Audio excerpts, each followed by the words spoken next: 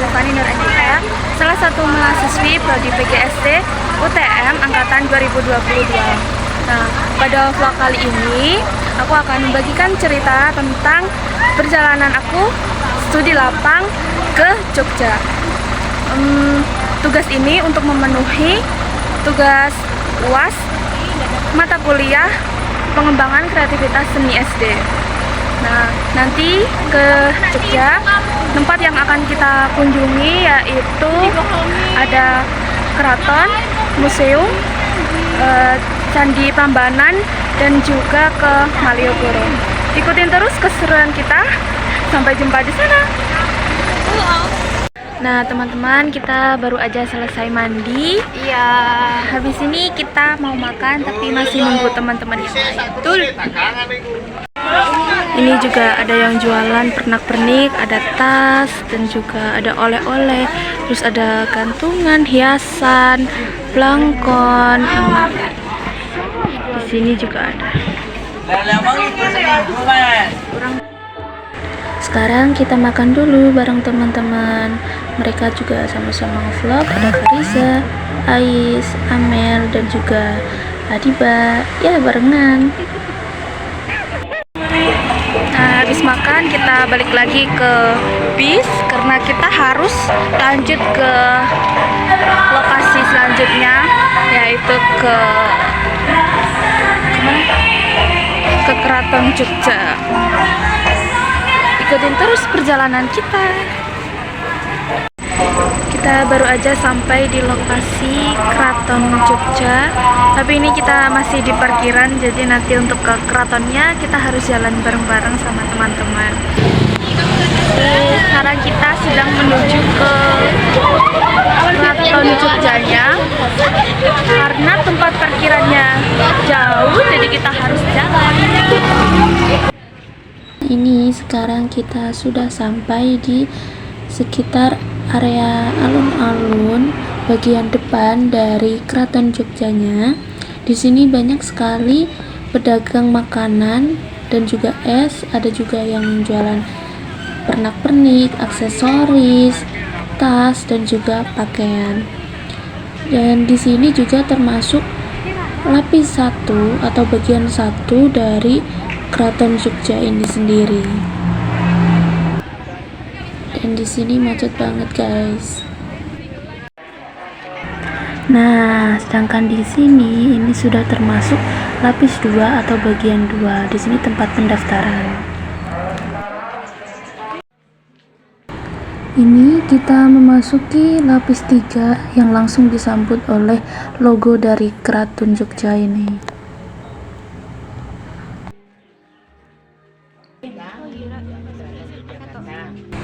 Saat ini kita sudah bersama Ibu Yuli selaku pemandu kita selama berada di keraton. Beliau menceritakan sejarah dari Keraton Jogja, di mana Keraton Jogja ini sudah berdiri lebih dari 260 tahun. Keraton ini berdiri tepat pada tahun 1755 dari Sri Sultan pertama hingga sekarang Sri Sultan yang ke-10. Keraton Jogja ini terdiri dari banyak lapisan atau bagian.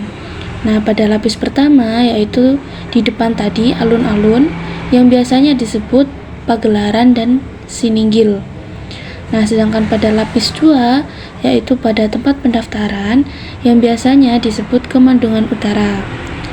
Nah, yang selanjutnya yaitu lapisan ketiga yaitu Sri Manganti atau kesenian yang saat ini sedang kita tempati. Nah, Sri Manganti sendiri terdiri dari 2 bagian, yaitu Bangsal Semanti dan juga Bangsal Tradimas. Bangsal Semanti ini sebagai tempat kesenian seperti wayang kulit, karawitan, tarian, dan juga Majapahit. Nah, sedangkan Bangsal Tradimas seperti yang ada di depan kita yaitu terdiri dari gamelan atau yang biasanya digunakan pada acara sekaten. Sekaten ini merupakan acara memperingati hari lahir Nabi Muhammad SAW. Nah, gamelan-gamelan yang ada di depan kita ini ada yang berusia 200 hingga 500 tahun. Nah, sekarang kita lanjut ke lapis keempat, yaitu Dono Pratopo. Ini dia adik-adik, kita sudah memasuki bagian yang utama, halaman istana. Tapi juga termasuk bagian 4 karena yang selanjutnya itu dibalik dari dinding yang putih. Itu yang kelima namanya kemagangan. Kemagangan itu asal dari kata magang. Jadi untuk atau digunakan untuk memberikan pengarahan bagi magang atau calon untuk prajurit maupun masih meskipun hanya 2 atau 3 bulan sekali. Lalu dibalik lagi itu yang ke-6 ya, 4, 5, 6 itu namanya Kemandungan Selatan. Kemandungan Selatan juga masih dipergunakan, itu digunakan untuk bermain para putra-putra raja panahan ya, itu setiap bulan sekali. Lalu nanti terakhir ditutup itu Sasono Inggil dan alun-alun selatan. Jadi depan ada alun-alun dan di belakang juga ada alun-alun. Itu memang bangunan yang didirikan oleh Sultan yang pertama mulai tahun 1756. Kita di sini sudah di bagian 4 halaman utama. Rumah tinggal Sultan itu ya, salah satu bangunan yang warna kuning itu namanya Gedung Kuning. Nah, Gedung Kuning sebagai rumah atau tempat tinggalnya pribadi Sultan. Ya, tapi asal kata juga Gedung Kuning asal kata bening, saatnya beliau sendiri saatnya menspirasi ya seperti itu tadi. Lalu gedung yang tingkat hijau ini nama Gedung Purwokerto. Ya, Purwokerto merupakan ruang kerja kantor beliau. Tapi kantor beliau selaku raja karena semenjak tahun 1945 itu waktu apa ya Mbak? Kemerdekaan. Saatnya kemerdekaan karena Brigadi Sultan ke-9 itu mempunyai momen untuk kegiatan revolusi dulu, kemenangan di pihak kita, maka Soekarno itu mempersilahkan atau menetapkan Sultan yang ke-9 menjadi gubernur. Itulah yang namanya Istimewa Yogyakarta. Jadi keistimewaannya bahwa seseorang itu mempunyai 2 jabatan tertinggi mulai tahun 45. Jadi sebagai raja maupun sebagai gubernur sampai saat sekarang. Jadi gubernur itu kita tidak memilih itu enggak, tapi tetap dari keraton. Ya. Lalu bangunan yang juga besar depan kita ini namanya Bangsal Kencono. Bangsal Kencono ini kita gunakan untuk acara-acara ritualnya keraton seperti perkawinan raja, halal bihalal. Lalu untuk menerima tamu yang sifatnya sejajar dengan sultan, itu presiden, itu ratu, itu raja. Lalu ada bangunan tambahan ini, gedung yang gelap ini namanya Bangsal Mandolo Sono dari tahun 1800-an. Nah itu untuk memainkan musik Eropa kita namakan Mandolo Sono. Mandolo Sono itu asal dari kata mandolo, mandolin musik. Sono ini tempat, jadi tempat untuk memainkan musik Eropa.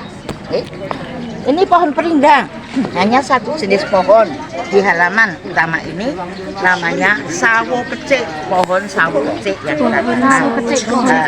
Sawo kecik ini asal dari kata sawo kecik serba baik. Jadi serba baik itu utamakan hubungannya antara sultan dengan keluarga, sultan dengan pegawai, dan sultan terhadap rakyat. Selanjutnya kita menuju ruang batik dan juga ruang daur hidup, di mana di dalamnya kita bisa melihat proses adanya manusia, mulai dari di dalam kandungan, manusia lahir, masa remaja, perkawinan, hingga kematian. Di sini yang pertama ada janur kuning yang biasanya digunakan dalam acara mantenan.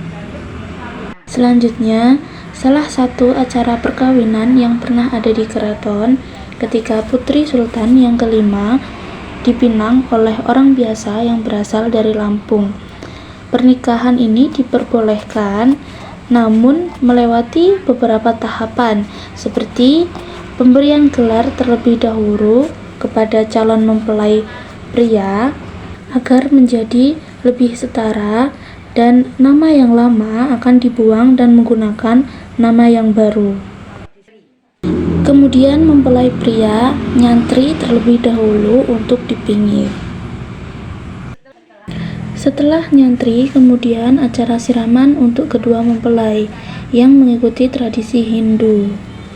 Dan ketika siraman harus menggunakan air 7 sumber. Sebelum ijab kabul, ada acara midodareni untuk menggambarkan harapan menjadi cantik seperti bidadari. Kemudian di sini juga terdapat perhiasan yang dapat digunakan mempelai pria dan juga mempelai wanita. Kemudian ini potret ketika acara kirap atau boyongan. Selanjutnya terdapat busana pengantin yang dinamakan busana jangan menir, yang biasanya digunakan pengantin yang mendapat pasangan yang jarak rumahnya jauh, menggunakan pakaian yang tertutup dengan tujuan agar tidak masuk angin ketika perjalanan. Kemudian ada juga busana pengantin, busana dodot seperti kemban. Selanjutnya ada dahar kelima, yaitu pengantin memakan nasi kuning dengan suap-suapan. Lalu ada tompok koyo atau kacar kucur sebagai simbol memberi nafkah. Seorang laki-laki memberi nafkah kepada istrinya. Kemudian di sini terdapat dalem kasatriyan atau tempat tinggal putra raja. Nah, sekarang kita menuju gedung Paramaiswari. Paramaiswari ini menggambarkan kegigihan seorang putri. Di sini terdapat busana perempuan dari seorang prameswari, yaitu istri raja sebagai permaisuri, yang membuktikan bahwa perempuan itu tidak hanya pandai memasak, momong, dan di kamar saja, tetapi juga berani memegang tombak, pistol, bahkan panah. Nah, hal ini dipelopori oleh Gusti Kanjeng Ratu Kencana, istri raja. Kemudian di sini juga terdapat alat musik yang biasanya digunakan oleh Kanjeng Ratu, alat musik gamelan. Selanjutnya di sini ada gambar tangan seorang wanita yang memegang kunci, melambangkan bahwa wanita merupakan kunci dalam rumah tangga. Misal dalam keuangan, dia mampu mengelolanya dengan baik.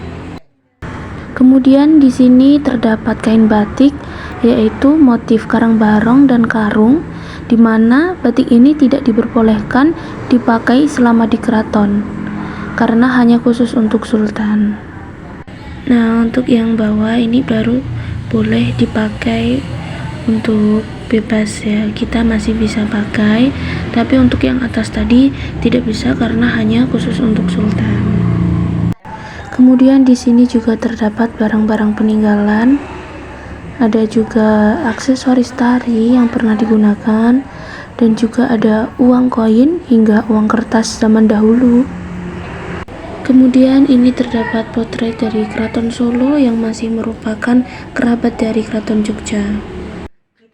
Karena ada beberapa hal yang tidak bisa didokumentasi, nah sekarang kita pindah ke ruang patehan, yaitu tempat membuat minuman teh. Nah, ini merupakan alat yang digunakan untuk menyeduhkan teh untuk sultan sehari-hari, biasanya 2 kali, pagi dan siang. Selanjutnya ada alat makan yang digunakan ketika ada acara di keraton secara lesehan. Tidak ada sendok karena makan langsung pakai tangan untuk menunjukkan rasa kebersamaan. Tidak ada perbedaan dalam penyajian makanan, hanya pakaian yang membedakan. Lalu ada alat makan juga untuk tamu dari Eropa, terutama militer kerajaan. Nah, kebetulan hari ini ada pertunjukan wayang kulit untuk hari ini. Biasanya selain ada wayang kulit juga bisa tari, terus karawitan juga. Kebetulan hari ini sedang wayang kulit.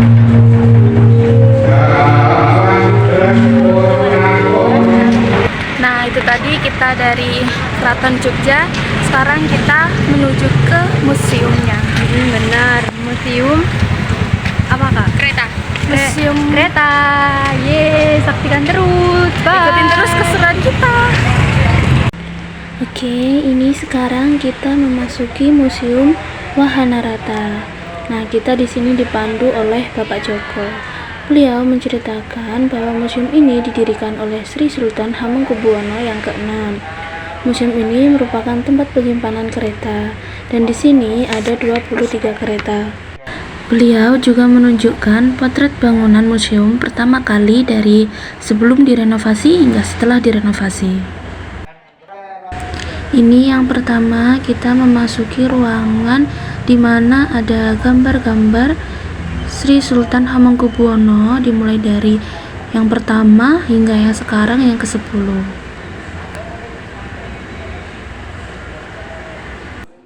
Pakaian para sais kusir kereta. Ya. Nah, baju yang berwarna merah putih ini digunakan terakhir pada tanggal 8 Maret tahun 1989 pada waktu pelantikan Sultan Hamengkubuwono yang ke-10, di mana sais kereta ini merupakan sais kereta kencana. Kereta kencana adalah kereta yang digunakan untuk pelantikan Sultan, dan kereta tersebut dihiasi mahkota yang terbuat dari emas. Nah, ini yang bajunya panjang ini merupakan pakaian sais. Sais itu kusir, sedangkan yang baju pendek ini pakaian flyer. Flyer itu yang mendampingi kuda, karena kereta ini akan ditarik oleh 8 ekor kuda berwarna putih. Ya. Nah, ini pakaian para sais dan flyer. Sedangkan yang baju kuning itu adalah abdi dalam Somotali namanya. Abdi dalam Somotali itu tugasnya mempersiapkan perlengkapan kuda untuk menarik kereta. Ya, jadi ada tugasnya masing-masing. Sedangkan yang ada di sebelah kanan, ini merupakan para sais yang terakhir digunakan pada tahun 2013 pada waktu di keraton ada kirap angin pengantin. Jadi ini merupakan pakaian khusus untuk kereta perkawinan. Terus di sini kita maju ke depan, ini ada songsong ini ya. Ini ada songsong. Jadi songsong yang apabila menghadiri upacara adat maupun menjemput tamu kerajaan, beliau selalu diberi songsong atau payung. Ya.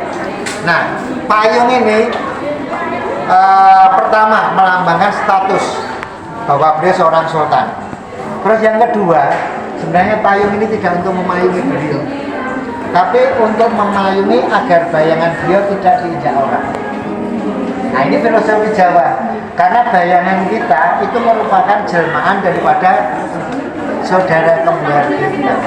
Mata batin kita itu saudara kembar. Nah, itu menjelma menjadi bayangan. Jadi untuk menghormati supaya saudara kembar kita itu tidak diinjak orang, itu selalu disongsong. Itu filosofi. Terus yang kedua, di sini ada payung yang bersusun 3. Nah, payung yang bersusun 3 ini adalah payung yang digunakan untuk pelantikan putra mahkota. Ya. Nah, kenapa bentuk payungnya bersusun 3? Ini menggambarkan perjalanan hidup manusia. Setiap orang akan mengalami, ya. Lingkaran yang ada di bawah ini merupakan lambang kelahiran. Lingkaran yang di tengah lambang kehidupan. Yang paling atas lambang keabadian. Jadi kalau orang yang sudah wafat yang abadi. Jadi lahir di kelompok ketiga. Jadi yang ada di sini ini dulunya atau awalnya merupakan tempat untuk menyimpan kuda, maka disebut istal, ya, istal. Istal itu kandang kuda. Sini ada pelana kuda, merupakan peninggalan beliau Sultan Hamengkubuwono yang pertama. Jadi Mbak bisa melihat di sini ini ada kuda, patung kuda putih. Patung kuda putih ini dilengkapi adanya pelana peninggalan Sultan Hamengkubuwono yang pertama. Nah, pelana ini diberi nama Kiai Cekadak, ya, karena Kiai Cekadak namanya. Terus pelana ini dihiasi dengan lempengan emas 18 karat dan berlian. Ya. Sedangkan kuda kesayangan Sultan Hamengkubuwono yang pertama itu diberi nama Kiai Durnosari. Kudanya putih, tingginya juga sama, ini 1:1. Ya.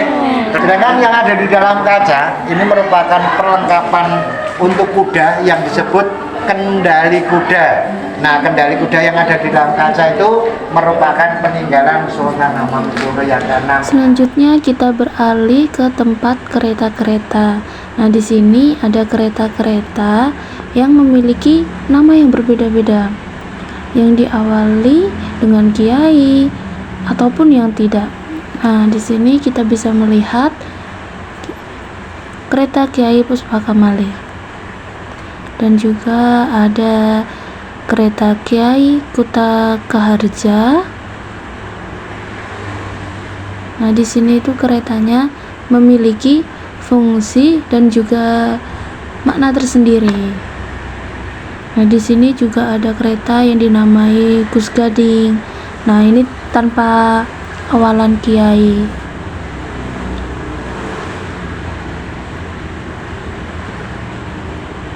Nah, di sini juga ada apa itu kayak kecil. Di sini juga ada yang pakai tenaga manusia, bukan kuda. Nah, ini namanya kapulitin. Selanjutnya ada juga bakalan kereta. Nah, ini seperti tempat duduk yang ada di dalam keretanya.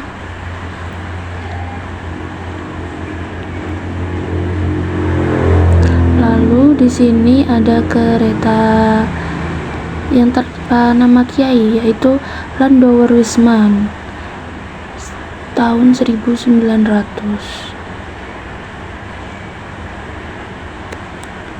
Lalu di sini ada kereta Landower Surabaya. Nah, ini 1890 sampai 1900. Oke, selanjutnya ini juga ada kereta Landower 1890 sampai 1900. Nah, ini seperti keluarga ya ini. Oke, ini kereta-keretanya yang ada di museum. Kereta ini namanya Kiai Roto Biru. Nah, yang dibikin pada tahun 1880. Nah, kereta Kiai Roto Biru ini yang digunakan untuk Manggolo Yudo. Tahu Manggolo Yudo? Manggolo Yudo itu panglima perang. Ya.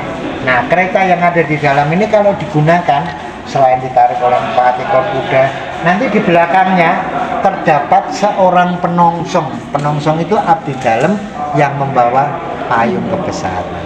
Ya. Jadi nanti akan berdiri di belakang. Ini keretanya dibikin di pabrik Herman Den Haag Belanda.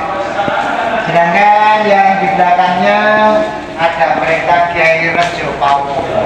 Nah, kereta Kiai Rejo Pawoko ini juga bikinannya pabrik Herman Den Haag tahun 1900 yang digunakan untuk putri-putri yang masih remaja. Ini disimpan putri. Jadi kalau kereta itu putri itu selalu beratap. Jadi selalu beratap. Diberi nama Kiai Roto Praloyo. Tahu artinya Roto Praloyo? Roto itu kereta, Praloyo itu jenazah.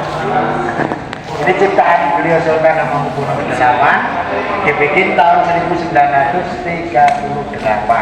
Tahun 1850 yang diberi nama Kiai Harsunaba.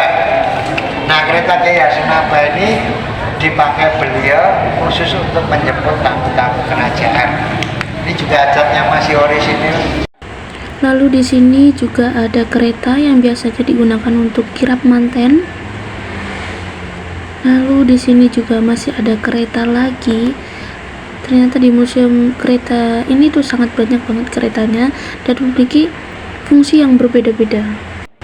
Nah, di sini juga ada Kiai Jatayu, kereta Kiai Jatayu. Memiliki warna krem coklat. Lalu yang terakhir ada kereta Landower Ngaboan yang berwarna kuning. Nah, setelah dari museum kereta, kita akan istirahat dulu, makan. Habis itu baru lanjut ke Malioboro. Mana Fani? Capek nggak? Nikmat. Nikmat. Kurus besok. Amin. Doa aku sih jadi kurus. Hai teman-teman, kita lagi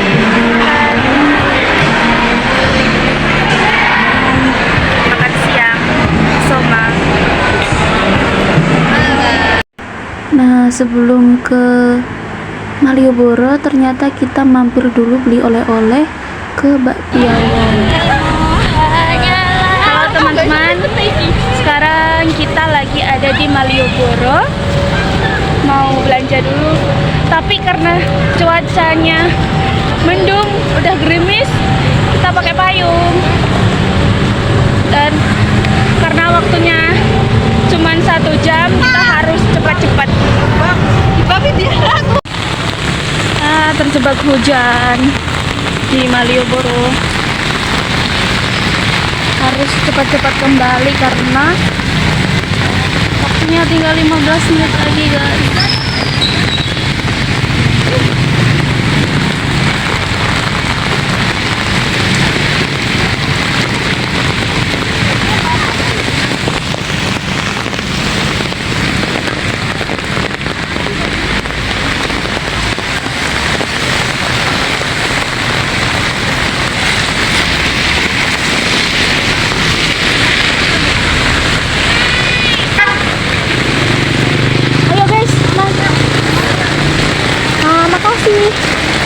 Terima kasih Pak.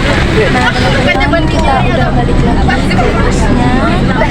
Sekarang kita akan sholat dulu, makan, habis itu menuju ke Candi Prambanan untuk menonton Ramayana Ballet. Terus kita. Mohon maaf ya. Nah teman-teman, sekarang kita sudah ada di tempat makan malam. Nah setelah ini kita ke Candi Prambanan. Nah kita sudah sampai di tempat Candi Prambanan untuk menonton Ramayana Ballet.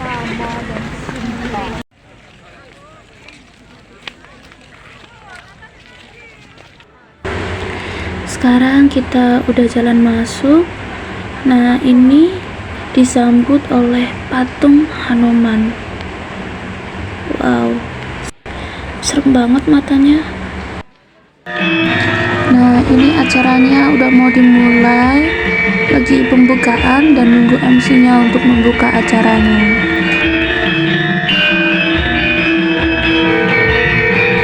Ini sudah mulai dan ini ada 6 penggawa dengan gerakan gagahnya dan juga memiliki badan yang kekar.